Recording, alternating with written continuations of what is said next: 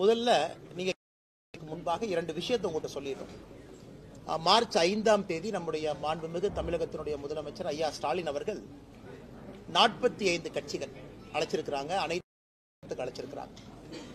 அதிலே பாரதிய ஜனதா கட்சி நாங்கள் எல்லா ஆலோசனை செய்த பிறகு அந்த கூட்டத்திலே பங்கேற்பதில்லை என்று முடிவு செய்திருக்கின்றோம். அதற்கான காரணத்தை முதலமைச்சர் அவர்களுக்கு கடிதம் மூலமாக இன்று தெரிவித்திருக்கின்றோம். முதலமைச்சருடைய கடிதத்திற்கு பதில் கடிதத்தை சற்று நேரத்திற்கு முன்பு, சில நிமிடங்களுக்கு முன்பு அனுப்பியிருக்கிறோம். அதுல விலாவாரியாக முதலமைச்சருக்கு பதில் சொல்லியிருக்கோம். அவருடைய கடிதத்துல 3 பக்க கடிதத்துல முதலமைச்சர் அவர்கள் நிறைய கேள்வி எழுப்பியிருந்தாங்க. நம்முடைய தொகுதி மறுசீரமைப்பு மட்டுமல்ல, மொழி பிரச்சனையிலிருந்து தேசிய கல்விக் கொள்கையிலிருந்து நிறைய கேள்விகள் அதில் இருந்துச்சு. அது எல்லாத்துக்கும் தகுந்த பதில் நாங்கள் அளித்திருக்கின்றோம். அளித்துவிட்டு முதலமைச்சருக்கு அதே நேரத்தில் தெரிவிச்சிருக்கிறோம். ஏன்னா எங்கேயும் கூட எந்த ஒரு மாநிலத்திற்கும் யாரும் அநியாயம் செய்வதாக இல்லை. அதுவும் தமிழகத்திற்கு எப்பொழுதுமே பாரத பிரதமர் நரேந்திர மோடி அவர்கள் அநியாயம் பண்ணவே மாட்டாங்க. அப்படி இருக்கும் பொழுது எதற்காக அனைத்து கட்சி கூட்டத்தை கூட்டியிருக்கிற கேள்வியை நாங்கள் எழுப்பியிருக்கிறோம். அந்த கடிதத்தினுடைய நகல் உங்களுக்கு வந்திருக்கும். அதில் பார்த்தீங்கன்னா எல்லா விஷயம் சொல்லியிருக்கோம். அதில் முதலமைச்சருக்கு சில கேள்விகள் நாங்கள் கேட்டிருக்கோம். எந்த ஆதாரத்தின் அடிப்படையில் நீங்க சொல்றீங்க 848 சீட் ஒதுக்குவாங்க, அல்லது தமிழகத்திற்கு 22 சீட்டு கொடுக்கணும், ஆனா 10 சீட் தான் கொடுப்பாங்க, எக்ஸ்ட்ரா 12 சீட்டு கொடுக்க மாட்டாங்க, எந்த ஆதாரத்தின் அடிப்படையில், யார் உங்களுக்கு தகவல் கொடுத்தது? ஒருவேளை இவங்க தான் சொன்னாங்கன்னு நீங்க தெரியப்படுத்தினா எங்களுடைய முடிவை நாங்கள் மறுபரிசீலனை செய்ய தயார். நீங்க எதுவுமே இல்லாம உங்க பாட்டுக்கு செயற்கையாக மக்களுடைய அடிப்படை பிரச்சனைகளை பத்தி பேசுறதுக்காக அனைத்து கட்சி கூட்டத்தை கூப்பிடுங்க. பெண்களுக்கு எதிராக நடக்கக்கூடிய பாலியல் வன்கொடுமைகள், மாணவ செல்வங்களுக்கு எதிராக பள்ளிக்கூடத்தில் நடக்கக்கூடிய பாலியல் வன்கொடுமைகள், இதற்கு எதிராக அனைத்து கட்சி கூட்டத்தை நீங்க வைங்கன்னு நாங்க டிமாண்ட் பண்றோம். இல்லாத ஒரு விஷயத்திற்காக எதற்கு அனைத்து கட்சி கூட்டத்தை வைக்கிறீங்க அதெல்லாம் நாங்க சொல்லியிருக்கோம். இது முதல் விஷயம் உங்களுக்கு. இரண்டாவது, பாரதிய ஜனதா கட்சி வருகின்ற 5ஆம் தேதி, மார்ச் 5ஆம் தேதி தமிழகம் முழுவதுமே 3வது மொழி நம்முடைய மாணவ செல்வங்கள் படிக்க வேண்டும் என்பதை வலியுறுத்தி ஒரு கையெழுத்து இயக்கத்தை ஆரம்பிக்க இருக்கின்றோம். சென்னையில் நிகழ்வில் நான் பங்கேற்கின்றேன். தமிழகம் முழுவதும் நம்முடைய டிஸ்ட்ரிக்ட் ஹெட் குவார்ட்டர்ஸ்ல பாரதிய ஜனதா கட்சியினுடைய மூத்த தலைவர்கள் பங்கேற்பார்கள். அன்னைக்கு ஒரு வெப்சைட்டும் லான்ச் பண்றோம். 2 விதமாக இந்த கையெழுத்து இயக்கம் நடக்கும். இன்னைக்கு காலையில சென்னையில நம்முடைய தலைமை அலுவலகத்தில் அண்ணன் கரு நாகராஜன் அவர்கள், மாநிலத்தினுடைய துணைத் தலைவர்கள், எல்லா தலைவரோடு சேர்ந்து பத்திரிகையாளர் சந்திப்பு நடத்தியிருக்கிறாங்க. எலக்ட்ரானிக் சிக்னேச்சர் வெப்சைட் மூலமா நம்முடைய அன்பு சொந்தங்கள் ஆதரவு கொடுக்கறவங்க போடலாம். அதே போல ஃபீல்டுல ஃபார்ம்லயும் கையெழுத்து போட்டு கொடுக்கலாம். இது மார்ச் 5ஆம் தேதி ஆரம்பிக்கப்படக்கூடிய இயக்கம் மார்ச், ஏப்ரல், மே கடைசி வரை முழுமையாக இந்த இயக்கம் நடக்கும். எங்களுடைய இலக்கு 1 கோடி கையெழுத்து, 1 கோடி கையெழுத்தை தமிழகத்தில் வாங்கணும். அதை மாண்புமிகு ஜனாதிபதி அவங்க கிட்ட கொடுக்கணும் என்பது எங்களுடைய விருப்பம். அதனால அந்த 2 விஷயத்தை பத்திரிகை நண்பர்கள்ட்ட ஃபர்ஸ்ட் சொல்லிடுறோங்கன்னா, அதன் பிறகு உங்களுக்கு இருக்கக்கூடிய கேள்விகளுக்கு பதில் சொல்லுங்க. தொகுதி சீரமைப்பு பற்றி தொகுதி மக்கள் தொகை அடிப்படையிலா இந்த விகிதாச்சார அடிப்படையில் இந்த குழப்பமான விஷயத்தை அண்ணாமலை ஒரு நிமிஷம், இந்த பிரச்சனை கிளப்புனது யாருங்கன்னா, தொகுதி மறுசீரமைப்பு அப்படின்னு ஃபர்ஸ்ட் இந்த பொருளையை கிளப்புனது யாரு? மாண்புமிகு முதலமைச்சர் ஐயா ஸ்டாலின் அவர்கள் கடிதம் போடுறாரு. எனக்கு டெல்லியிலிருந்து சொன்னாங்க, எனக்கு தகவல் வந்துச்சு, எனக்கு ஒரு இன்ஃபர்மேஷன் இருக்கு, 848 சொன்னாங்கன்னு பிரச்சனை ஆரம்பிச்சது அவர். அந்த பிரச்சனைக்கு முற்றுப்புள்ளி நாங்க வச்சிருக்கோம். என்ன வச்சிருக்கோங்கன்னா, அதாவது ப்ரோ ரேட்டா, விகிதாச்சார அடிப்படை அப்படின்னு நம்ம சொல்லியிருக்கோம். அப்படின்னா என்ன அர்த்தம்? இன்னைக்கு இந்தியாவில் 543 மக்களவை தொகுதிகள் இருக்கு, 543 பாராளுமன்ற உறுப்பினர்கள் இருக்கிறாங்க. தமிழகம் 39 பேர் நாம இருக்கோம். அப்படின்னா 543 நம்ம எவ்வளவு ஒரு ரேஷியோ போட்டுக்கிட்டீங்களா? 7.1516% இருக்கும். 7.2% குறைவு. நாளைக்கு அது 600 சீட்டோ 700 சீட்டோ 800 சீட்டோ 900 சீட்டோ அது வரும் பொழுது விகிதாச்சாரம்னா என்ன? இன்னைக்கு இருக்கக்கூடிய மொத்த சீட்டுல தமிழகத்திற்கு எவ்வளவு பங்கீடு இருக்கோ, நாளைக்கு வரக்கூடிய சீட்டுலையும் தமிழகத்திற்கு அதே பங்கீடு இருக்கும் அப்படிங்கறது விகிதாச்சாரம். நாளைக்கு அது 1000 சீட்டு போனாலும் அதே 7.2% தானே. இன்னைக்கு யூபிக்கு இருக்கக்கூடிய மொத்த எம்பிக்கள் 543 எத்தனை சதவீதமோ, நாளைக்கு சீட் அதிகமான பிறகு கூட அதே அடிப்படை தானே. இதுதானே விகிதாச்சாரம், இதான ப்ரோரேட்டா. இதை மறுபடியும் குழப்பி ராசா அவர்கள் போன்றவர்கள் எல்லா தலைவர்களும் இதையும் புரிஞ்சுக்கலனா அவங்களுடைய நோக்கம் என்ன? தமிழக மக்களை குழப்பணும், அடிப்படை பிரச்சனையை தமிழகத்தில் பேசக்கூடாது, தமிழகத்துல சட்டம் ஒழுங்கு சீர்கேடை பத்தி யாரும் பேசக்கூடாது, லஞ்ச லாவண்யத்தை பத்தி பேசக்கூடாது, சம்பந்தமே இல்லாத விஷயத்தை பத்தி பேசிக்கிட்டே இருக்கணும். ஒரே நாடு ஒரே தேர்தல் நான் கொண்டு வரும் பொழுது மிக தெளிவாக ஒரே நாடு ஒரே தேர்தல் எப்ப வரும் தெளிவா சொல்லியிருக்கோம். இந்த டேர்ம் முடிஞ்சு 2029 வர இருக்கக்கூடிய பாராளுமன்றத்தினுடைய டேர்ம் அது 2034 முடியும். அது முடியும் பொழுது ஒரே நாடு ஒரே தேர்தல். இவங்க ஒரு வருஷமா ஐயோ ஒரே நாடு ஒரே தேர்தல் வருதாமா, எங்க திமுக ஆட்சி கலைஞ்சிருமா, எங்க திமுக ஆட்சி 4 வருஷத்துல இல்லாம போயிருமா, இப்படிதான் கதை கட்டிட்டு இருந்தாங்க. பாராளுமன்றத்தில் ஒரே நாடு ஒரே தேர்தல் என்று சொல்லும் பொழுது தெல்ல தெளிவாக எப்படி வரும் அப்படின்னு ஒரு கமிட்டி போட்டு முன்னாள் ஜனாதிபதி அவர்கள் அதற்கு தலைமை ஏற்று ரிப்போர்ட்டை கொடுத்திருக்கோம். அதே மாதிரி நாம தொகுதி மறுசீரமைப்பு என்று சொல்லும் பொழுது சென்சஸ் எப்ப வரும், டேட்டா எப்ப வரும், ஏன்னா ப்ரொபோஷனல் ரெப்ரசன்டேஷன் எப்படி வரும், ஏன்னா உங்களுக்கு சென்சஸ் டேட்டா கூட தேவை இருக்காது. ப்ரொபோஷனல் ரெப்ரசன்டேஷன் அப்படின்னா தான் உங்களுக்கு சென்சஸ் டேட்டா வேணும், மக்கள் தொகை வேணும். இன்னைக்கு நம்ம ப்ரோரேட்டான்னு சொல்றோம். இருக்கக்கூடிய சீட்டு அதே ப்ரோரேட்டா அதே விகிதாச்சார அடிப்படையில் மேல உயரப்போகுது. இது எல்லாம் நாம் சொன்ன பிறகு மறுபடியும் அனைத்து கட்சி கூட்டம் எதற்காக? இதை தெல்ல தெளிவா அமித்ஷாஜி அவர்கள் மட்டும் இல்ல, பாரத பிரதமர் நரேந்திர மோடி அவர்கள் 2023 சொன்னாங்க. மக்கள் தொகை அடிப்படையில் தொகுதி மறு சீராய்வு என்ன பண்றோமோ அது இருக்காது, இது காங்கிரசினுடைய கனவு, மக்கள் தொகை அடிப்படையில் கொடுக்கணும், நாம் அப்படி கொடுக்க போறது கிடையாதுன்னு சொன்னாச்சு. சொன்ன பிறகு மறுபடியும் நீங்க குட்டை குழப்பறீங்கன்னா நீங்க தமிழகத்தில் நடக்கக்கூடிய பிரச்சனையிலிருந்து திசை திருப்புவதற்காக நீங்க ஏமாத்து வேலை செய்றீங்கன்னு தான் அர்த்தம். ஆனா இப்போ கடந்த சட்டமன்ற தேர்தலில் வந்து அதிமுக பாஜக கூட்டணி ஒருவேளை வெற்றி பெற்றிருந்தா தமிழகத்தை தரைமட்டம் பண்ணியிருக்கீங்க. பிளஸ் வந்து பாஜக வந்து அதிமுகவை அடிப்பணியை வைத்து பல திட்டங்களை செயல்படுத்திருக்கு. நேற்று வந்து அந்த முதல்வர் பேசியிருக்காரு. முதலமைச்சருடைய நேற்றைய ஸ்பீச் எப்படி இருந்துச்சுன்னா, இந்த டேடி மம்மின்னு அந்த இங்கிலீஷ் பாட்டெல்லாம் நான் பாக்குறேன்னா எல்லாம் மேடையில் ஏறி ஒருத்தரும் டேடி மம்மி டேடி மம்மின்னு சொல்ற மாதிரி தான் அந்த கூட்டமே இருந்துச்சு. அவரை புகழ் பாடுவதற்காக ஒரு கூட்டம் கேட்ட பிறந்தநாள் விழா, முதலமைச்சருக்கு பிறந்தநாள் விழாக்கு நாங்களும் வாழ்த்து சொல்லியிருக்கோம்.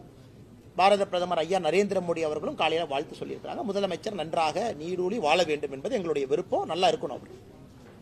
ஆனா ஒரு பிறந்தநாள் விழாவை வந்து ஒரு அரசியல் மேடையா போட்டுக்கிட்டு மேடையில் ஏறி பாரதிய ஜனதா கட்சியை திட்டுறது மட்டும்தான் ஒரே ஒரு வேலை என்று மேடையில் எல்லா தலைவர்களும் வரிசையா பேசினாங்க. அவங்க போட்டி இல்லைன்னா பிஜேபி யார் அதிகமா திட்டும் அப்படிங்கறதா நேற்று நிகழ்வுடைய சிறப்பே சென்னையில் அந்த மைதானத்தில் நடந்த நிகழ்வு. அதனால முதலமைச்சர் அவர்கள் ஆட்சியே முடிய போகுது, இன்னும் ஒரு வருஷத்துல ஆட்சியே முடிய போகுது. இன்னைக்கு உட்கார்ந்து 2021 எலெக்ஷனை பத்தி கதை பேசிட்டு இருக்காரு. முதலமைச்சர் அவங்க கிட்ட 4 வருஷத்துல நீங்க என்ன சாதனை பண்ணீங்கன்னு நேற்று மேடையில கொடுத்திருக்கணும்ல. ஐயா முதலமைச்சர் அவர்களுக்கு 72வது பிறந்தநாள் விழா கொண்டாட்டத்தின் பொழுது பாருங்க 4 வருஷம் நாம் வந்த பிறகு தமிழகத்துல பாருங்க சட்டம் ஒழுங்கு இப்படி இருக்கு, பெண்களுக்கு எதிரான வன்கொடுமைகள் 10% குறைஞ்சிருக்கு, இப்படித்தானே பேசுவாங்க. முதலீடுகள் இவ்வளவு கொண்டு வந்திருக்கேன், இதுதான் 4 வருஷம் கழிச்சு நான் பேசி பார்த்திருக்கேன். முதல் முறையா ஒரு முதலமைச்சர் 2021 எலெக்ஷன் இப்படி நடந்திருந்தா அப்படி நடந்திருந்தா அப்படின்னு சொன்னாலே முதலமைச்சர் அவர்களுக்கு ஆட்சி செய்வதற்கு விருப்பம் இல்லை, ஏதாச்சும் ஒரு கட்சியை குறை சொல்ல வேண்டும், அது மட்டும் தன்னுடைய விருப்பமா வச்சிருக்காங்க. அடுத்து ஐயா வைகோ அவர்களை போன்றவர் நேற்று என்னை கொஞ்ச நேரம் திட்டினார். அவருக்கு எவ்வளவு சந்தோஷமோ வைகோ ஐயா அவர்களுக்கு. என்னை கொஞ்ச நேரம் ஒருத்தர் செங்கல் எடுத்துருவான் வர்றான், அவனை விட மாட்டேன், நான் இருக்கிற வரைக்கும் எப்படி செங்கல் எடுப்பான். அரசியல்ல சில தலைவர்கள் ஏன் ரிட்டையர் ஆகணும் அப்படிங்கிற உதாரணம் ஐயா வைகோ அவர். அந்தந்த வயசு வரும்போது ரிட்டையர் ஆயிடும், ஆகலின்னு அந்த பிரச்சனை வரும். மேடைக்கு போய் என்னை மாதிரி சின்ன பையனை எல்லாம் பிடிச்சி திட்டுறது, முதலமைச்சர் அவர்களுக்கு புகழ் பாடுவதற்காக அந்த மேடையை பயன்படுத்துறது, இது மட்டும்தான் இருந்ததோ தவிர ஆக்கப்பூர்வமாக இந்த பிறந்தநாள் விழால ஒரு தலைவர் ஒரு கருத்து சொன்னாங்க அப்படின்னு நான் பார்க்கலீங்கண்ணா. அப்படித்தான் அண்ணனுடைய கேள்விக்கான பதில் அதானுங்கண்ணா. அதாவது ஆக்கப்பூர்வமா இல்லாம இன்னும் 2021 எலெக்ஷனை பத்தியே நோன்றாருன்னா அவர் 4 ஆண்டு காலமாக எந்த வேலையும் செய்யலின்னு தான் அர்த்தம். அமைச்சர் கீதா ஜீவன் வந்து தூத்துக்குடியில ஒரு நிகழ்ச்சியில வந்து துணை முதல்வர் தொடர்ந்து அண்ணாமலை அநாகரிகமாக பேசுறாங்க, இந்திய அரசியல் வரலாற்றுல அநாகரிகமாக பேசக்கூடிய ஒருவர் இருக்கிறார் அப்படின்னா நம்முடைய துணை முதலமைச்சர் மதிப்புக்குரிய ஐயா உதயநிதி ஸ்டாலின் அவர்கள். நான் பழைய விஷயத்தெல்லாம் பெண்கள் இருக்கிறாங்க, எங்க சகோதரிகள் இருக்கிறாங்க, நான் பேச ஆரம்பிச்சா தவறா போயிருங்க. அம்மையார் சசிகலா அவங்களை பத்தி என்ன சொன்னாங்க, அண்ணன் எடப்பாடி அவர்களை பத்தி என்ன சொன்னாங்க, ஐயா மோடி அவர்களை பத்தி என்ன சொன்னாங்க, மோடி அவர்களை 29 பைசா மோடி, எத்தனை விஷயம் சொல்லிக்கிட்டே போலாம். இன்னைக்கு நான் முடிவு செய்து விட்டேன், அவர்களுக்கு அவர்கள் பாஷையில பேசினா தான் புரியுதுங்கண்ணா, இல்லாட்டி புரியறது இல்லை. இந்த காதுல வாங்கி இந்த காதுல விட்டுறாங்க. அப்ப இல்லாட்டி நீங்க போய் பிரஸ்ல போய் கேட்டா அண்ணாமலையா யாருன்னே தெரியாது பாரு, அல்லது பிரஸ்காரங்க மைக் நீட்டினா அதெல்லாம் தெரியாது. இவரை பத்தி கேட்டா சினிமா நான் பாக்குறது இல்லையும் பாரு. இதுதான் அவருடைய பதில். இது அநாகரிகமான பதில். இப்படித்தான் தொடர்ந்து நடந்து கொண்டிருக்கிறது. இன்னைக்கு அவர்களுடைய பாஷையில நான் பேச ஆரம்பித்திருக்கேன். வேற வழி இல்லை, மக்களுக்கு தெரியணும் எவ்வளவு அநாகரிகமாக அதிகாரத்தை கையில் வைத்துக் கொண்டு நடந்து கொள்கின்றார்கள் என்று. அதனால் கீதா ஜீவன் அவர்களுக்கு ஏற்கனவே அங்கே பாரதிய ஜனதா கட்சிக்கும் அக்கா கீதா ஜீவன் அவர்களுக்கும் பெரிய பிரச்சனையாய் அவர்கள் இன்னைக்கு சத்துணவு கூடத்தில் அழுகன முட்டையை போடுற கீதா ஜீவன் அவர்கள் அரசியல் நாகரிகத்தை பத்தி எனக்கு பேசுறது தான் வியப்புக்குரியதா இருக்கு. அதுக்கு என்னையை பத்தி அவங்க சிந்திக்கிற நேரத்தில் கீதா ஜீவன் அவர்கள் ஒரு அரசு பள்ளியில போய் சத்துணவுல குழந்தைகளுக்கு நல்ல முட்டை கிடைக்குதான் அந்த நேரத்தை செலவிட்டாங்கன்னா குழந்தை செல்வங்களுக்கு நல்ல ஒரு மதிய உணவு கிடைக்கும். மத்திய அரசை கண்டிப்பா இன்னைக்கு நாளைக்கு வைகோ கூட்டம் பெரம்பலூர்ல போராட்டம் நடத்தாங்க. யாருன்னே பண்றாங்க? வைகோ அதிமுக வைகோ உங்களுடைய திட்டங்களை எதுதான் சொல்றாங்க நீங்க? அண்ணா அவர் பேசிட்டுங்கண்ணே, அவர் என்ன வேணாலும் பேசட்டும். அவர் ஒன்றுமே இல்லை. உங்களுக்கு தெரியும் வைகோ ஐயாவுடைய நிலைப்பாடு உங்களுக்கு தெரியும். அதாவது தமிழகத்தினுடைய தீய சக்தி திமுகன்னு சொன்னவர். அவர் உயிரோடு இருக்கும் வரை சாதிக் பாஷா அது இது 2G ஊழல் அவர் பேசினதில் எடுத்து நீங்க ரீல போட்டு பாருங்க. அவ்வளவு பேசிய வைகோ அவர்கள் இன்னைக்கு என்ன சொல்றாங்கன்னா, அவர் உயிரோடு இருக்கும் வரை தமிழகத்தில் திமுக ஆட்சி யாரும் அகற்ற முடியாதுங்கிறார். வைகோ ஐயா நல்லா இருக்கணும், அவர் 150 வருஷம் வாழனது வேறங்கண்ணா. அதனால ஏற்கனவே சொல்லி இருக்கின்றோம், வைகோ ஐயா கண் முன்னாடி 2026 திமுகவினுடைய ஆட்சி இல்லாம போகாது. வைகோ ஐயாவும் பார்க்கத்தான் போறாங்க. ஏன்னா இவ்வளவு பெரிய ஒரு தலைவர், தனிப்பெரும் தலைவர் வைகோ ஐயா அவர்கள் திமுக கட்சிக்கும் முதலமைச்சர் அவர்களுக்கும் புகழை பாடக்கூடிய கோர்ட்டுல ஒரு குமாஸ்தாவாக மாறி இருப்பது ஒரு வேதனைக்குரிய வருந்தத்தக்க ஒரு விஷயங்கள். ஆனா இப்ப நேற்றைய தினம் நாம் தமிழர் கட்சி சீமான் அவர்களுடைய விசாரணை இரண்டு விதமாக பிரிச்சுக்கலாங்கன்னா, காவல்துறையினுடைய நடவடிக்கை அண்ணன் சீமான் அவர்களை பொறுத்தவரை அந்த வீட்டுல ஒட்டினது, அந்த சம்மன்ஸ் ஒட்டினது அதெல்லாம் நடந்து கொண்ட விதம் ஏற்புடையது அல்ல. ஏன்னா ஒரு புகார் வந்திருக்கு, காவல்துறை விசாரிக்கணும். புகார் வந்திருக்கு, சீமான் அவர்கள் ஒத்துழைக்கணும். அது எந்த மாற்று கருத்து இல்லைங்கன்னா. புகார் வந்திருக்கு, விசாரித்த பிறகு சார்ஜ் ஷீட் போடணும். அதெல்லாம் காவல்துறைக்கு முழு அதிகாரம் இருக்கு. ஆனா நான் ஒரு சம்மனை ஒட்டினேன், சம்மனை யாரோ ஒருத்தர் கிழிச்சாங்க, அதனால அவரை நான் தூக்கிட்டு போனேன், அவரை போலீஸ் ஸ்டேஷன்ல போய் அவங்க என்னை அடிச்சாங்கன்னு போலீஸ் நானே கம்ப்ளைண்ட் கொடுத்தேன்.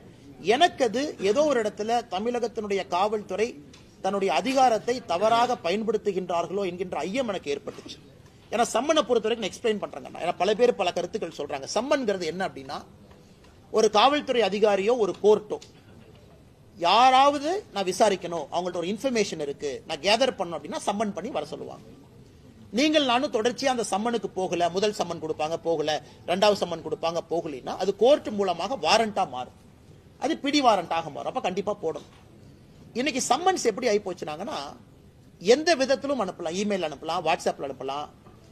சீமான் அவர்களை போன்ற அரசியல் தலைவர்கள் எங்க இருந்தாலும் அந்த லோக்கல் கான்ஸ்டபிள் மூலமா மேடைக்கு சர்வ் பண்ணலாம்.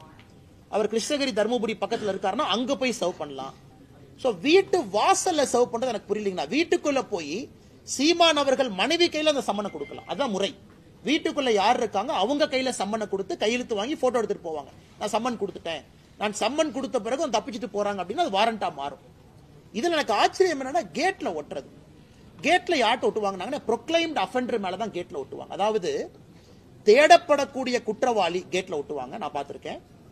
கோர்ட் ஒருத்தர் குற்றவாளின்னு சொல்லி எஸ்கேப் ஆயிட்டாங்க, அவங்கள வீட்டு வாசல்ல ஒட்டுவாங்க, P1 சொல்லுவாங்க, ப்ரொக்ளைம்டு அஃபெண்டர். ஒரு சீமான் அவர்களுக்கு வீட்டு வாசல்ல ஒட்ட வேண்டிய அவசியம் இல்லை என்பது என்னுடைய கருத்து. சரி, ஒட்டியாச்சு, அதை கிழிச்சிட்டாங்க. எப்ப அதை ஆக்ட் பண்ணணும்னா, அடுத்த நாள் சீமான் அவர்கள் 11 மணிக்கு வரல அப்படின்னா தான் காவல்துறை நடவடிக்கை எடுக்கணும். ஏன்னா நான் வீட்டுக்கு வந்தேன், நான் சம்மன் ஒட்டிட்டேன், காலைல 11 மணிக்கு வரணும்னு நான் சொல்லியிருக்கேன், நீ சம்மனை கிழிச்ச என்னமோ பண்ணிட்ட, அப்ப கிழிச்சாளுக்கு தெரியும் 11 மணின்னு. அப்ப நீ சீமான் அவர்கள்ட்டயோ அவங்க துணைவியாருக்கோ அவங்க நண்பர்களுக்கோ சொல்லியிருக்கணும். அடுத்த நாள் 11 மணிக்கு வரல அப்படின்னா நடவடிக்கை. அப்புறம் அவங்க இன்ஃபர்மேஷனை பார்த்து தானே கிழிச்சிருப்பாங்க. அதனால எனக்கு காவல்துறை நடந்து கொண்ட விதம், பத்திரிகையாளர்கள்ட்ட காவல்துறை நடந்து கொண்ட விதம், ஏன்னா யாரோ ஒருத்தர் அந்த பாதுகாவலர் ஒரு கன் எடுக்கிறார், நானும் பார்த்தேன், எக்ஸ் சர்வீஸ் மேன் கன் எடுக்கிறாங்க, அத பத்திரிகை நண்பர்கள் நீங்களும் படம் பிடிக்க போறீங்க, அங்கெல்லாம் தேவையில்லாத பல விஷயங்கள். அதனால் தமிழகத்தினுடைய டிஜிபி முதலமைச்சர் அவர்கள் சீமான் அவர்கள் மீது நடவடிக்கை எடுக்கணுமா, ஆதாரப்பூர்வமா அதை எடுத்துக்கங்க. ஏன்னா அவரும் தனி மனிதன் தான், விசாரணை பண்ணணுமா, அவருக்கு எந்த எக்ஸம்ஷன் கிடையாது, அவரு விசாரணைக்கு போகணும், எல்லாம் ஓகே. நடந்து கொண்ட விதம் எனக்கு ஏற்புடையதா இல்லைங்கன்னா, சாமானிய மனிதனுக்கும் இது நடந்தால் என்ன ஆகுங்கிறத நான் பார்த்தேன். இத்தனை நாளா சீமான் வந்து அந்த பாலியல் இதே நடக்கலன்னு சொல்லிட்டு இருந்தாரு. நேற்றைய தினம் வந்து விரும்பப்பட்டு வந்தான்னு சொல்லி. அண்ணா அதுக்குள்ள நான் போலி விரும்பலீங்கண்ணா. அது எனக்கும் அதுக்கும் சம்பந்தம் இல்லாத ஒரு விஷயங்கண்ணா. வீரப்பனுடைய மகள் இருக்காங்க. ஆமாங்கண்ணா. அவங்கள வந்து காவல்துறை அவங்கள தனிமையில அதை தடுத்திருக்காங்க. அதுக்கு ஒரு சின்ன கைகலப்பு நடந்திருக்கு. அதை எப்படி பாக்குறீங்க? அவங்க என்ன சொல்லியிருக்காங்க பேட்டியில, இந்த மாதிரி என்னை ஆரம்பத்துல இருந்தே தடுத்துட்டு வர்றாங்க, பள்ளியில ஆகட்டும், கல்லூரியில ஆகட்டும், அரசியல் ஆகட்டும், இன்னைக்கு இங்கேயும் தடுக்கிறாங்க அப்படின்னு சொல்லி ஒரு பதிவு வச்சிருக்காங்க. இதை எப்படி பாக்குறீங்க? நான் இந்த பதிவு எப்படி பாக்குறேன்னா, சீமான் அவர்கள் இந்த விஷயத்தை பத்தி என்ன பேசுறாங்க அதை பத்தி நான் கருத்து சொல்ல விரும்பல. அது காவல்துறை அவர்கள் விசாரணை எடுக்கணும், நடவடிக்கை பண்ணணும், தப்பு நடந்திருந்தா நியாயம் கொடுக்கணும். அது வேறங்கண்ணா. நான் முதல்ல இருந்து அந்த பாயிண்ட்டுக்குள்ளேயே போலீங்கண்ணா. நான் காவல்துறை இந்த சம்மன் விஷயத்துல நடந்து கொண்ட விதத்தை மட்டும்தான் நான் பேசுறேன். இரண்டாவது, ஒரு காவல்துறையை பொறுத்தவரை என்னை தடுக்கிறாங்க வர்றாங்க. நாம புரிஞ்சுக்கிறோம்னா, ஒரு போலீஸ் ஸ்டேஷன் வந்து ஒரு 500, 1000, 2000 கணக்கான தொண்டர்கள் வர்றாங்கன்னா அவங்களெல்லாம் வச்சு ஒரு போலீஸ் ஸ்டேஷன்ல வேலை பார்க்க முடியாதுங்கண்ணா. ஒரு காவல்துறைக்கு எல்லோரையும் தடுப்பதற்கான உரிமை இருக்கு. காரணம், லா அண்ட் ஆர்டர் அவங்க மெயின்டைன் பண்ணும். ரோட்டை மறிச்சு உட்காரலாம், லா அண்ட் ஆர்டர் கைவிட்டு போகலாம், எமோஷனல் கேடர்ஸ் இருப்பாங்க, பேரிகேட்ஸ் போடுவாங்க. அதை பத்தி எனக்கு கருத்து இல்லைங்கண்ணா. என்ன நடந்துச்சு, எவ்வளவு போலீஸ் டிப்ளாய் பண்ணியிருந்தாங்க, அதை பத்தி நான் சொன்னா தவறா போயிடும். அதே மாதிரி போலீஸ் ஸ்டேஷனுக்குள்ள ஒரு என்கொயரி பண்ணும்போது ஒரு என்கொயரி பிளேஸ், அது கூட லாயர்ஸ் இருக்கலாம், சம்பந்தப்பட்ட நபர்கள் இருக்கலாம், கேஸுக்கு சம்பந்தப்பட்டவங்க இருக்கலாம். இல்ல நான் கூட ஒரு 10 பேர் போவேன், 20 பேர் போவேன், 30 பேர் போவேன், அது போலீஸ் ஸ்டேஷனா இருக்காது, வேற மாதிரி மாறிடுங்கண்ணா. அதை தடுப்பதற்கும் காவல்துறைக்கு உரிமை இருக்கு.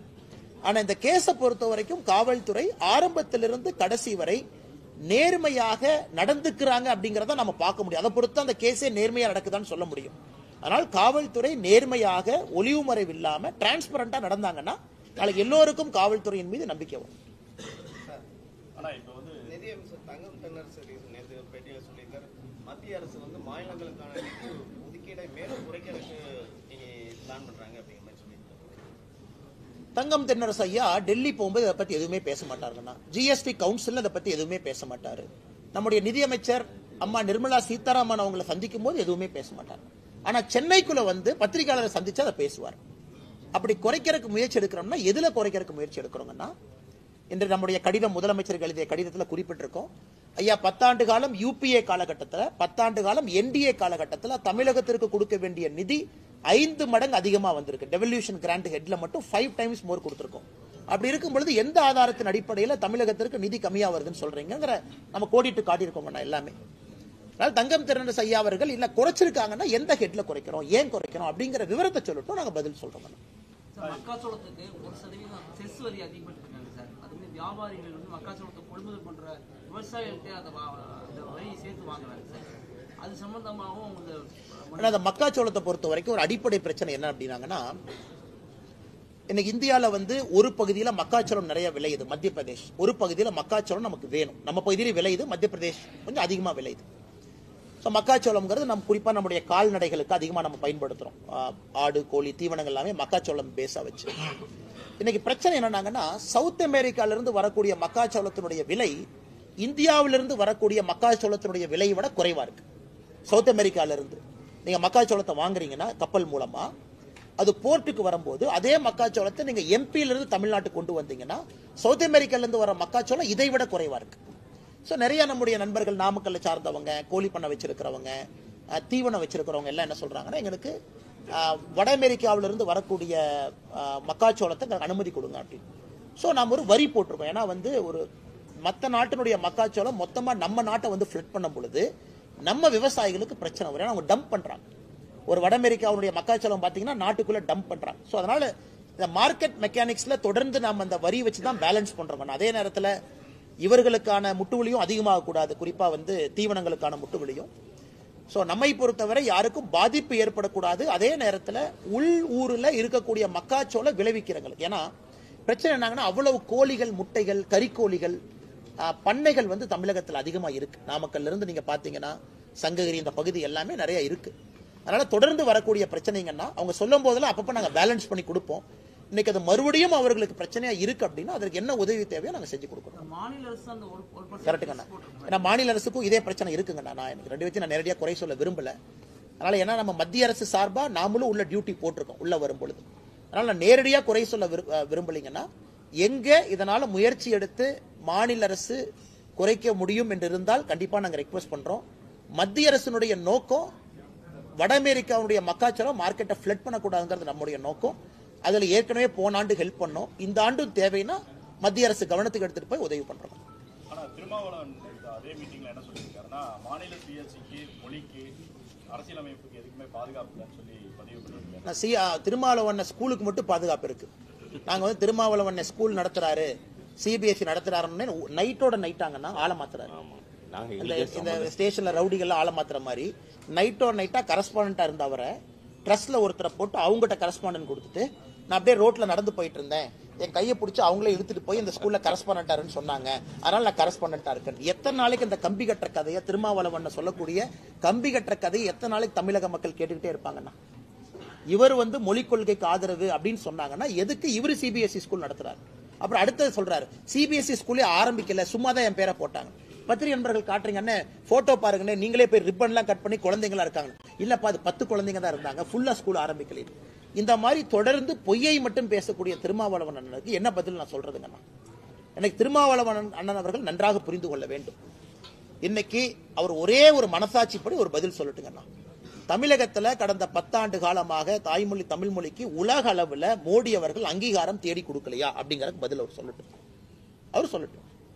பாராளுமன்றத்தில் எங்கேயாச்சு நாம தமிழ் மொழிக்கு அவமரியாதை செய்திருக்கின்றோமா சொல்லட்டும். கலாச்சாரத்துக்கு அவமரியாதை செய்திருக்கின்றோமா சொல்லட்டும். எதுவுமே இல்லாம அரசியல் காரணத்திற்காக அண்ணன் பேசுறாருன்னா எப்படி பதில் சொல்றதுங்கண்ணா? பிரசாந்த் கிஷோர் ஒரு அறிவிப்பு கொடுத்திருக்காரு சார். 2026 தேர்தலில் தாவேகா விஜயோட கட்சியும் தனித்து தான் போட்டியிடும் சொல்லி அறிவிப்பு கொடுக்கல. ஒரு தனியார் தொலைக்காட்சி இன்டர்வியூ எடுக்கும்போது சொல்லியிருக்கின்றார். அண்ணா கரெக்டுங்கண்ணா, சொல்லணும்லண்ணா. இன்னைக்கே ஜெயிக்காதுன்னு சொன்னா அப்புறம் பிரசாந்த் கிஷோர் அண்ணன் ஒரு வருஷம் கூட வச்சுக்க மாட்டார்ல. அதை கவுண்ட் பண்ணி என்ன சொல்லுவாரு, சாப்பாடு நல்லா இருக்குன்னு சொன்னா தான் சோறு போடுவேன் அப்படின்னு. அதனால இன்னைக்கு வந்து நீங்க விஜய் அண்ணனோட இருக்கும்போது சாப்பாடு நல்லா இருக்குன்னு சொல்லணும், சோறு போடணும்லண்ணே. அதனால பிரசாந்த் கிஷோர் அவர்களை பத்தி நான் தவறா சொல்லிங்கண்ணே. அவர் ஒரு கட்சியோடு சார்ந்திருக்கின்றார், சொல்வதற்கு எல்லா உரிமை இருக்கு. ஏன்னா இதையே பிரசாந்த் கிஷோர் அவர்கள் பல இடத்துல சொல்லியிருக்கிறாங்க. அவருடைய சொந்த கட்சிக்கும் பீகார்ல சொல்லியிருக்கிறாங்க, ஜனஸ்வராஜ் பீகார்ல ஜெயிக்கும்னு சொன்னாங்க. ஆனா நடந்து முடிந்த தேர்தலில் பாத்தீங்கன்னா 3வது 4வது இடத்துல தான் வந்தாங்க பை எலெக்ஷன்ல. அதனால அவர் சொல்றவங்க சொல்லட்டும், மக்கள் கடைசியா முடிவு செய்ய போறாங்க. நான் மக்களுடைய கையில் அது இருக்கு. என்னை பொறுத்தவரை அதை சாத்தியக்கூறாக நான் பார்க்கவில்லை. ரொம்ப அது கண்டிக்கத்தக்க ஒரு விஷயம். ஏன்னா ஒரு கிரிமினல் சட்டத்துல பாத்தீங்கன்னா நம்ம ஒரு ஐபிசி பீனல் கோட் இன்னைக்கு பிஎன்எஸ் ஒரு கிரைமை வந்து 3 ஏஜா பிரிப்பாங்க. 8 வயசு, 8ல இருந்து 12 வயசு, 12ல இருந்து 18, 16 அது மாறுதுங்க டிபெண்டிங் ஆன் த ரேட். 8 வயசுக்கு கீழே இருக்கக்கூடிய ஒரு குழந்தை எந்த தவறு செய்தாலும் அது தவறு கிடையாதுங்கிற அர்த்தம். ஏன்னா மென்ஸ்ரியா, லாட்டின்ல மென்ஸ்ரியான்னு ஒரு வார்த்தையை பயன்படுத்துறாங்க. அப்பனா அந்த குழந்தைக்கு மனசளவுல சைக்காலஜிக்கல் அளவுல தப்பு செய்யணும் அப்படிங்கிற எண்ணம் அந்த குழந்தைக்கு உருவாகிறத 8 வயசை தாண்டி. 8 வயசு கீழே அவங்க குழந்தை. அதனாலதான் நம்முடைய பீனல் கோட்ல கிரிமினல் சட்டத்துல பாத்தீங்கன்னா பிலோ 8 இயர்ஸ் நோ அஃபென்ஸ். அந்த குழந்தை கத்தி எடுத்து ஒருத்தரை குத்தி கொன்னா கூட அது அஃபென்ஸ் இல்ல. ஏன்னா தெரியாம குத்திட்டாங்க, ஏன்னா மென்ஸ்ரியா டெவலப் ஆகல. இது வந்து ஒரு பேசிக் காமன் சென்ஸ். ஒரு ஐஏஎஸ் படித்து விட்டு ஒரு மாவட்டத்தினுடைய ஆட்சியராக இருக்கக்கூடிய அதிகாரி ஒரு 3.5 வயசு இருக்கக்கூடிய குழந்தை பாலியல் வன்கொடுமையில் அந்த குழந்தை மாட்டியிருக்காங்க. அந்த குழந்தை மாட்டினதுக்கு காரணம் அந்த குழந்தையினுடைய நடவடிக்கை சரியில்லை, அந்த குழந்தை அவங்களை இன்சல்ட் பண்ணாங்க, அதனாலதான் அந்த குழந்தையின் மீது பாலியல் வன்கொடுமை நடத்தப்பட்டதுன்னு சொன்னதை வன்மையா கண்டிக்கிறோம். அதே நேரத்தில் மாநில அரசை நான் பாராட்டுறேன். காரணம் உடனடியாக அந்த மாவட்டத்தினுடைய ஆட்சியரை மாத்தினாங்க. அது ரொம்ப முக்கியம். ஏன்னா மெசேஜ் கொடுக்கணும். ஒரு மாநிலத்தினுடைய அரசு இது போன்ற அதிகாரிகள் தவறு செய்யும் பொழுது உடனடியா மெசேஜ் பப்ளிக் கொடுக்கணும். நேத்து மாநில அரசு உடனடியா அந்த ஆட்சியரை மாத்தி இன்னொரு ஆட்சியரை போட்டிருக்காங்க. அது வரவேற்கப்பட வேண்டிய ஒரு விஷயம். நான் நேற்று முதல்வர் வந்து அதே மேடையிலனா எங்கள் கூட்டணியில விரிசல் இல்ல, விரிசல் விழுன்னு நினைக்கிறவங்க தலையில மண் விழுன்னு சொல்லியிருக்கேன். அண்ணே பார்த்தேன் அண்ணே, விரிசல் விழுந்தா தானே மண் விழுவும். இப்ப ஒரு வீட்டுல வந்து விரிசல் வந்தா தானே தலைமையில மண் விழுகும். அதனால முதலமைச்சர் அவர்கள் விரிசல் இல்லாம மண் எப்படி விழுகும்? நான் ஒரு வீட்டுக்குள்ள இருந்து அது விரிசல் விழுமான்னு பார்த்துட்டே இருக்கிறேன். அது விரிசல் வந்தா தானே தலைமையில மண் விழுகும். அதனால முதலமைச்சர் அவர்கள் பாதி உண்மையை ஒத்துக்கிட்டாரு மண் உலகம்னு. மிச்ச பாதி உண்மையை இன்னும் 6 மாசத்துல ஒத்துக்குவாரு. இன்னும் 8 மாசத்துல கூட்டணி எதுவுமே இருக்காது, தனியா அவர் இருப்பார். இது நடக்கத்தான் போது, நீங்க டிசம்பர்ல பாருங்க. கண்டிப்பாண்ணே விரிசல், அவர் விரிசல் தானே சொல்லியிருக்காரு. முதல்ல விரிசல் வந்து அப்புறம் உடையின, அதுக்கு 8 மாச காலமாகும். ஏன்னா இன்னைக்கு திருமாவளவன் அண்ணன் வந்து தோழமை சுடுதல் இருக்காரு. அதாவது வந்து முதலமைச்சர் கொஞ்சம் பேசினா கூட லைட்டா பேசணும், அடுத்து நான் வந்து புகழ் தரணும்னு சொல்லிட்டு தோழமை சுடுதல் தான் இன்னைக்கு இருக்குங்கண்ணா. நீங்க வைகோ ஐயாவை நல்லா யோசிச்சு பாருங்க. அவர் எப்பொழுதுமே ஒருத்தரை புகழ்ந்தாருன்னா ஒரு வருஷம் கழிச்சு திட்டுவார். அது வைகோ ஐயாவுடைய பேட்டர்ன். அது என்டிஏவுக்கு அதே தான் நடந்தது, அடல் பிகாரி வாஜ்பேயிக்கு அதே தான் நடந்தது, பிஜேபிக்கு அதே தான் நடந்துச்சு. இன்னைக்கு ஐயா மு.க. ஸ்டாலின் அவர்களுக்கு அதே தான் நடக்க போகுது. அதனால வைகோ ஐயா அவர்கள் 2025-26 ஜனவரியில ஃபார்முக்கு வருவார். அதுக்கு நான் காத்துக்கிட்டு இருக்கேன். ஆனா இப்ப தர்மபுரி மாவட்ட பொறுப்பாளர் திமுக ஐஏஎஸ் ஐபிஎஸ் அதிகாரிகள் வந்து பேச்சுக்கு ஆனா இந்த திமுகவை பொறுத்த வரைக்குங்கன்னா இந்த மாவட்ட செயலாளர் பதவி வந்தோன்னா உங்களுக்கு என்ன ஆகி போயிருதுன்னா அந்த மாவட்டத்தினுடைய குறுநில மன்னன் அவங்களே பட்டம் சூட்டிக்கிறாங்க. திமுக மாவட்ட செயலாளர் நான் தான் குறுநில மன்னன். இந்த மாதிரி மாவட்டத்தினுடைய ஆட்சியர் எஸ்பி எவனா இருந்தா எனக்கு என்ன எங்கிட்ட வந்து பேசிட்டு போங்கயான். இதெல்லாம் ஆணவத்தினுடைய ஒரு அதிகாரத்தினுடைய ஒரு வெளிப்பாடுங்கண்ணா. அந்த ஆணவத்தினுடைய வெளிப்பாடு தான் அந்த தர்மபுரியில திமுகவுடைய மாவட்ட செயலாளர் பேசிய பேச்சு கட்சி மீட்டிங்ல திமுக அழிய ஆரம்பித்து விட்டது, மக்களே அவங்களை வெளியே அனுப்பிடுவாங்க அப்படிங்கறதுக்கு சான்று தான் இது. வருகின்ற காலத்துல அவங்களுக்கு தெரியும் ஆணவத்தை எப்பொழுதும் ஜனநாயகத்துல மக்கள் ஏற்றுக்கொள்ள மாட்டார்கள். திருப்பூர் இண்டஸ்ட்ரீஸ்காரங்க உங்களை சந்திச்சிருக்காங்க, அவங்களுடைய கோரிக்கைகளை முக்கியமான பரிந்துரை பண்ணி ரெகுலர் மீட்டிங்ஸுங்கன்னா சால்வ் பண்ணி கொடுப்போம். அப்பப்போ ஃபீட்பேக் எடுப்போம். நிறைய இஷ்யூஸ் இருக்குங்கன்னா மைக்ரண்ட் லேபரர்ஸ் ப்ராப்ளம் இருக்கு, அவர்களுக்கு தேவையான ஹவுசிங் ஃபெசிலிட்டி பிரச்சனை, இம்போர்ட் டியூட்டி காட்டன் 11% இருக்கு, எல்டிசி கண்ட்ரி 5.5%, நிறைய இஷ்யூஸ் இருக்குங்கன்னா தொடர்ந்து செஞ்சுக்கிட்டு இருக்கோம். ஏன்னா டெக்ஸ்டைல் வந்து டைனமிக் செக்டருங்கண்ணா. 3 மாதத்துக்கு முன்பு இருந்த பிரச்சனை இன்னைக்கு வேற பிரச்சனையா இருக்கும், இன்னும் 6 மாசம் கழிச்சு பேசினா புது பிரச்சனையா இருக்கும். அதனால அடிக்கடி நம்முடைய மாவட்டத்தினுடைய ஆற்றல் மிகுந்த தலைவர்கள், இதற்கு முன்பு அண்ணன் செந்தில்நாதன் அவங்க இருந்தாங்க, இப்ப அண்ணன் ஸ்ரீனிவாசன் அவங்க இருக்கிறாங்க, கூட எல்லாம் எங்களுடைய மாநிலத்தினுடைய நிர்வாகிகள் எல்லாம் இருக்கிறாங்க. தொடர்ந்து அவங்க பேசிட்டே இருக்காங்க. திருப்பூரை பொறுத்த வரைக்கும் it's a very dynamic place. அதனால நீங்க பேசிக்கிட்டே இருக்கணும், அந்த பிரச்சனை எடுத்துட்டு போகணும், சால்வ் பண்ணிட்டே இருக்கணும்னா காரணம் டெக்ஸ்டைல் மாதிரி ஒரு டைனமிக் செக்டர் இல்லைங்கண்ணா. ஒரு சின்ன காட்டன் வெளியில பிரச்சனை வந்தா இங்க பிரச்சனை வரும். அதனால ரொட்டீன் ஃபீட்பேக் நிறைய விஷயங்கள் எங்களால் செய்து கொடுக்க முடியும், செய்து கொடுக்கும்.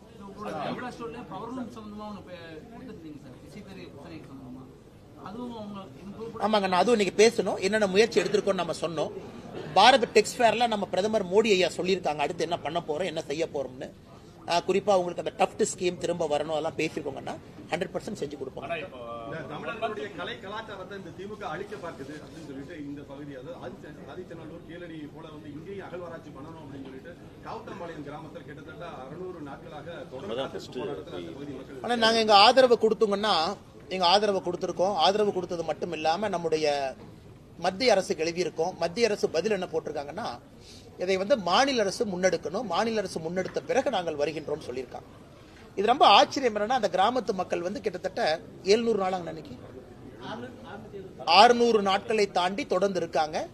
அண்ணன் ஏபி முருகானந்தம் அவங்க எல்லாம் போய் பார்த்துட்டு வந்தாங்க. நானும் அவர்களை சந்திச்சேங்கன்னா நாங்கள் அவர்களோடு இருக்கின்றோம். குறிப்பா அந்த நடுக்கல், அந்த இருக்கக்கூடிய கல்லெல்லாம் பாத்தீங்கன்னா அவ்வளவு பழமையான ஒரு கற்கள், அதுல எந்த ஒரு இது இல்லை.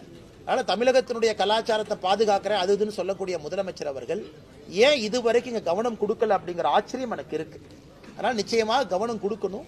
ஒரு மக்களை 600 நாட்களுக்கு முன்பு ஒரு அரசு உதாசீனப்படுத்துறாங்கன்னா அந்த அரசுக்கு உண்மையாலும் மக்களின் மீது ஒரு மரியாதை இருக்கா அப்படிங்கிற கேள்விதான் நமக்கு எழுதுங்க. ஆனா நேற்றைய தினம் சீமானுடைய விசாரணை நேரம் காலதாமதத்துக்கு வந்து காவல்துறை சீமான் சொல்லியிருக்காரு. குறிப்பா வந்து முதல்வர் பேசி முடிச்சதுக்கு அப்புறம் தான் வெளியில அந்த ஹோட்டல்ல இருந்தே கிளம்ப சூழ்நிலை இருந்துச்சு அப்படின்னு சொல்றாரு சீமான். அண்ணே நான் தெரியலங்கண்ணே, நான் நேற்று 10 மணிக்கு படுத்து தூங்கிட்டேங்கண்ணே. ஏன்னா காலையில் நேரமே நான் கோயம்புத்தூர் வரணும் நிகழ்ச்சிக்குன்னு சொல்லிட்டு எனக்கு இரவு என்ன நடந்தது, யார் எத்தனை மணிக்கு பேசினாங்கலாம் எனக்கு தெரியாதுங்கண்ணா. ஏன்னா லேட்டாக தான் நடந்திருக்கும், அதனால எனக்கு சத்தியமா தெரியலங்கண்ணா.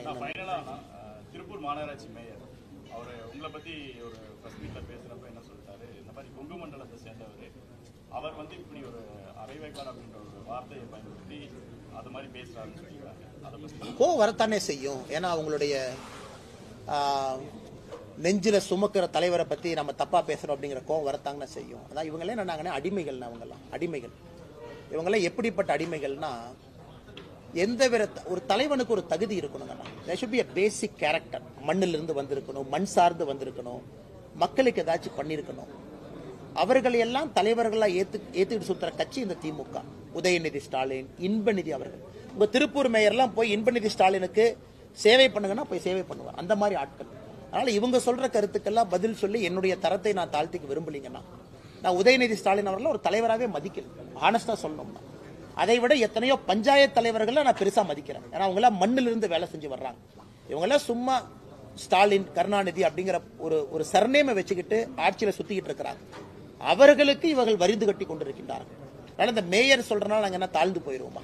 அதனால திமுகவை பொறுத்தவரை எங்க தூத்துக்குடியில் யாரோ சொன்னாங்களாமா, அங்கிருந்து ஆள் விட்டு என்னை அடிப்பாராமா, அனுப்புன்னு. இதுதான் ஒரு வராஜக வன்முறை, ஒரு ரவுடி கட்சிக்கு திமுக உதாரணம்னா பேச்சுல செயல்ல தொடர்ந்து நடந்துகிட்டு இருக்கிறாங்க. நானும் பார்த்துக்கிட்டு தான் இருக்கிறேன். அது அப்பா இல்லைங்களா, அப்பத்தா. ஏன்னா அது கரெக்டா பாருங்கன்னா அது அப்பான்னு வராது, நீங்க கரெக்டா அது போட்டீங்கன்னா அது அப்பத்தான் வரும். அப்பத்தானா என்னன்னு தமிழ்நாடு தெரியும். ஏன்னா நம்ம ஊர்ல தான் அப்பத்தாங்க. அந்த அது வரக்கூடாதுங்கிறதுக்காக பாதி தமிழ் பாதி ஆங்கிலத்துல போட்டு அது அப்பா ஆப்னு மாத்திருக்காங்க. அதுலயே எவ்வளவு பெரிய ஃப்ராடு பண்றாங்கன்னு பாருங்க. அது ஆக்சுவலா அது அப்பத்தா ஆப். அதை வச்சு இவங்க பண்றதே வந்து பண வசூல். எனக்கு எல்லா இடத்துலயும் நம்முடைய ஸ்கூல் நடத்துறவங்க என்ன சொல்றாங்கன்னா, ஐயா அந்த வேட்டை பண வசூல் பண்றதுக்கே இந்த மாதிரி ஆரம்பிச்சிருக்கிறாங்க. முதல்ல வந்து 2021க்கு முன்பு சிபிஎஸ்இ பள்ளிகளுக்கு 3 ஆண்டுகளுக்கு ஒரு முறை தான் ரெனியூவல் இருந்துச்சு. இவங்க வந்த பிறகு வருஷத்துக்கு ஒருக்கா. அதனாலதான் மத்திய அரசு இன்னைக்கு பர்மிஷனே தூக்கிட்டோம். நாங்க ஏன் தூக்கணுங்கன்னா போன வாரம் பர்மிஷனே தூக்கியாச்சு. ஏன்னா மாநில அரசு சிபிஎஸ்இக்கு நீ அங்கீகாரமே கொடுக்க வேண்டாம், நீ கொடுக்கறதுக்கான அறிவிப்பை தூக்கிய நீ 5 லட்சம் 10 லட்சம் 15 லட்சம் வசூல் பண்ற, எதுக்கு உனக்கு பணம் கொடுக்கணும்? அது ஒன்றுங்கண்ணா. இரண்டாவது, இன்னைக்கு அங்கீகாரத்தை தூக்குனதுக்கு அப்புறம் இந்த கூட்டத்தை போடுறாங்க. அப்பான்னு போட்டு ஸ்கூல்ல பேரண்ட் டீச்சர் எல்லாம் கொண்டு வந்து அவங்கள வச்சு ஒரு பண வசூல் பண்றாங்க. இவங்க வேலையே வந்து ஏதாவது பண்ணி கல்லூரியில பள்ளிக்கூடத்துல பண வசூல் பண்ணலாங்கிறத அவங்க நோக்கம். நான் ஏற்கனவே சொல்லிக் கொண்டிருக்கின்றேன், இந்த மும்மொழி கொள்கையினுடைய பிரச்சனையே தனியார் பள்ளிகளுக்கு ஒரு நியாயம், அரசு பள்ளிகளுக்கு ஒரு நியாயம்ங்கிறனால தான் நாங்க போராடுறோம். அதுக்கு வந்து இந்த அப்பா இந்த அப்பத்தா இதெல்லாம் ஒரு காரணங்கண்ணா. அதுக்கு முடிச்சுக்கலாமா? சுகாதாரத்துறை அமைச்சர் மா சுப்பிரமணியன் இன்னைக்கு கொடுத்த பேட்டியில் என்ன சொல்லியிருக்காருன்னா, பள்ளி கல்லூரிகள் முன்னாடி இருக்கக்கூடிய ஏராளமான கடைகளுக்கு நாங்கள் சீல் வச்சிருக்கோம். மா சுப்பிரமணியனுக்கு ஒரே கேள்வி, யார் அந்த சார் சீல் வச்சதுன்னு கேட்கிறேன். எல்லாம் நாடகங்கண்ணா. எங்கூட மாசு ஒன்ன வரட்டும், இங்க திருப்பூர்ல என் கூட வாங்கினா உங்களுக்கு தெரியும். நான் சும்மா உங்களுக்கு விரும்பல.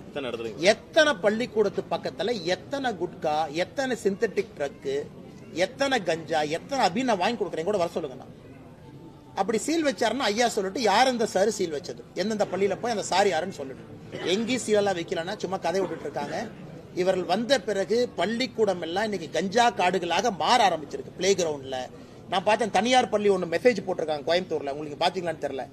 குழந்தைங்களுடைய பேக் எல்லாம் வீட்டுக்கு வந்தா செக் பண்ணுங்க, பள்ளிக்கூடத்தில் நாங்களும் உள்ள வரும்போது செக் பண்றோம். இந்த அளவுக்கு குழந்தைகள் மீது சந்தேகத்தை ஏற்படுத்தக்கூடிய ஒரு பள்ளி கல்வித்துறையை அவங்க நடத்திட்டு இருக்காங்க. பல்லடத்துல 3 பேர் கொலை சம்பவத்தில் இப்ப வரைக்கும் 14 தனிப்படைகள் அமைச்சு இப்ப வரைக்கும் வந்து குற்றவாளிகளை கைது பண்ண முடியாம காவல்துறை. அண்ணா நம்முடைய திருப்பூர் மாவட்டத்தினுடைய தலைவர் உட்பட அந்த கையெழுத்து இயக்கம் போயிட்டு இருக்குங்கன்னா,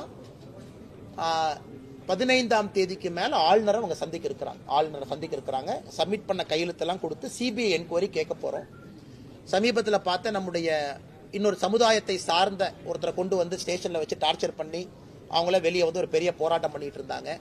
இது வேங்கை வயல் மாதிரி இந்த பிரச்சனையில யாரோ ஒருத்தரை கூப்பிட்டு மிரட்டி அவங்ககிட்ட கன்ஃபெஷன் வாங்கி இதை முடிக்க பாக்குறாங்க.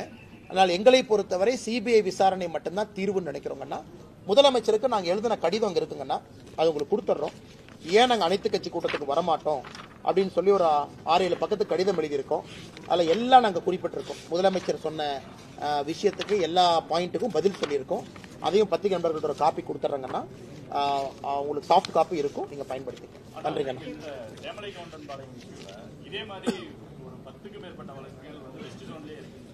உண்மைதாங்கண்ணா.